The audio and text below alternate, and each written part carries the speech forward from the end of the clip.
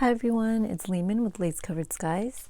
I'm here today to talk about a way that I have found to get really cheap or even free chipboard. And these are the chipboard pieces that I use for the spine. So I try to use a very thick and strong chipboard for my spines. I definitely want to try other spines, but so far what I've mainly been doing are just actually I can show you with my ephemera folio, and I make my ephemera folio the same way as I do my journals, and it's just a very thick spine. It's not a curved spine, and I use very heavyweight chipboard. So I wanted to show you different types of chipboard here. This is the back of just a graph paper notebook, and it's like a legal pad type thing, and it's pretty thin, as you can see.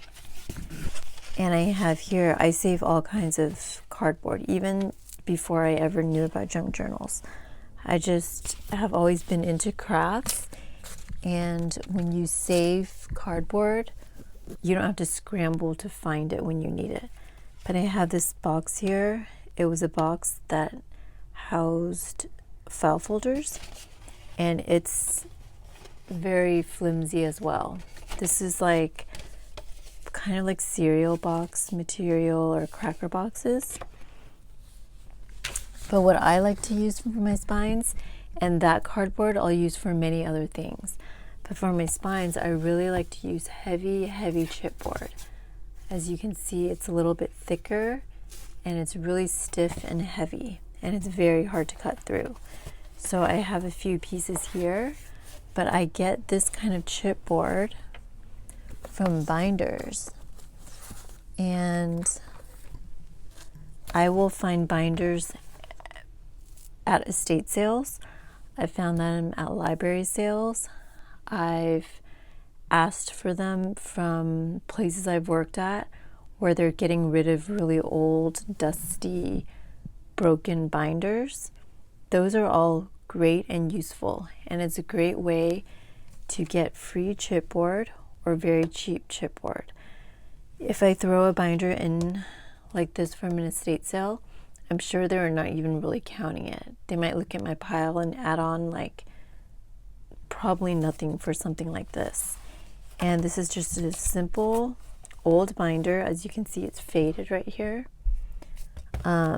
Someone used it for something, and so I saw it and I just snapped it up. Like the inside is dusty. I mean, it's just very old. Like these are so old that I won't even keep them. But what I do is I dismantle this. And I always forget, and you can even get binders from the dollar store for just $1. But because I can find them for so much cheaper anywhere else, I generally don't do that. Although I do go to the back to school clearance sales where they have binders for like 20 cents. So in that case, I definitely will pick some up, but I basically just start dismantling it.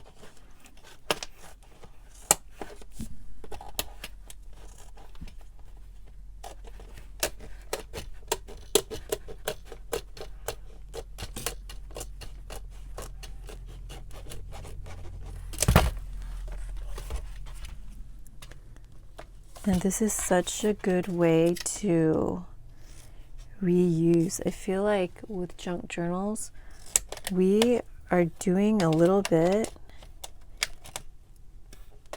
to stop things from going in the landfills, and I love that. I really love that actually, because I mean, first of all, you're usually saving money when you do that, and secondly, it just feels very like an efficient way to be. So I just cut off this. I toss this part, and then I find a way to get inside.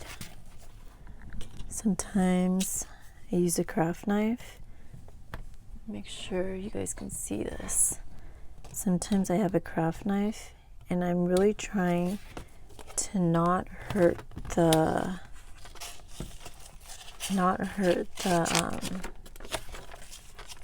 cardboard inside.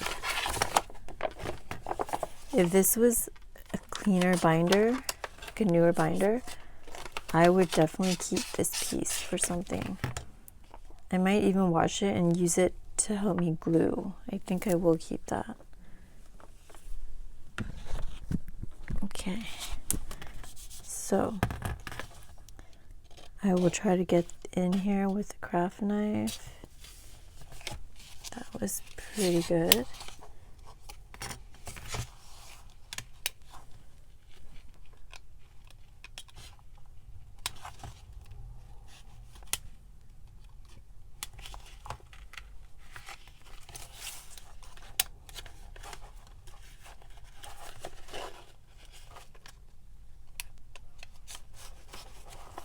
I just made some spines, so I figured this would be a good time to show you guys how I do this, because then I can add on to my pile of chipboard that's just sitting there waiting to be used.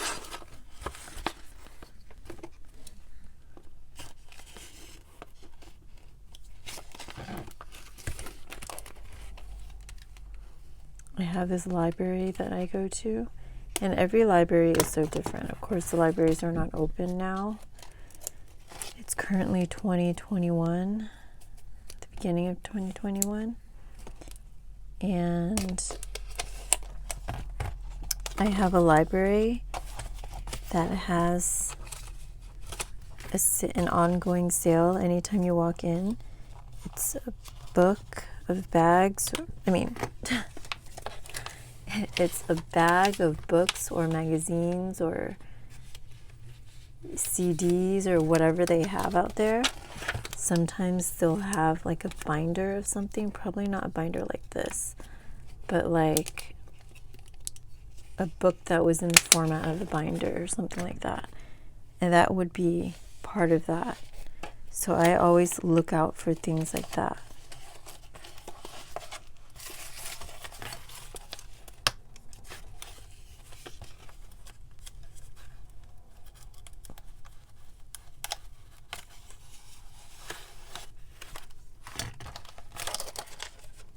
And there you have a piece of really good cardstock for a spine.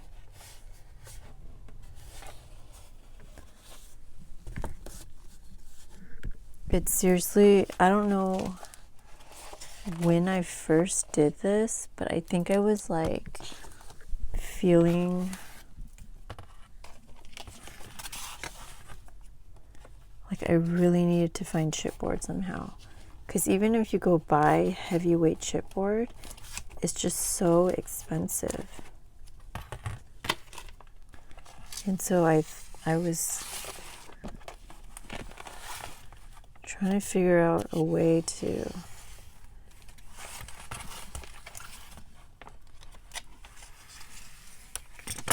source some.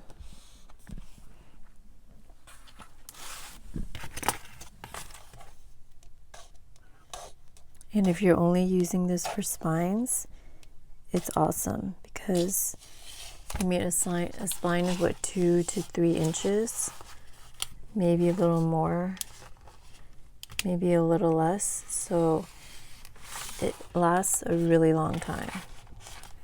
Like one binder will last many journals.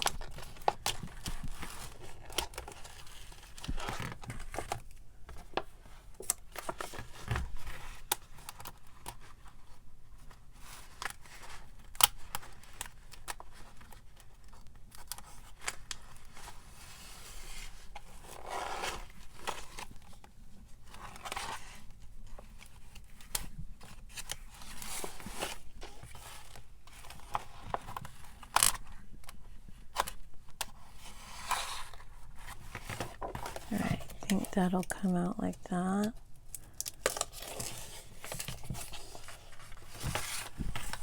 Let me just get this side.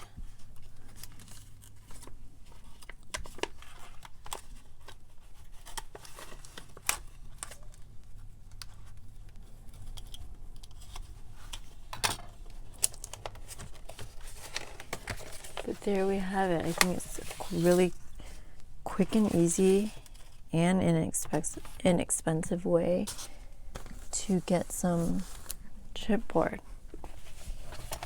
And this binder was a little bit bent, but I'm fine with that because it'll give the spine a little bit of a curve, which is awesome, you know.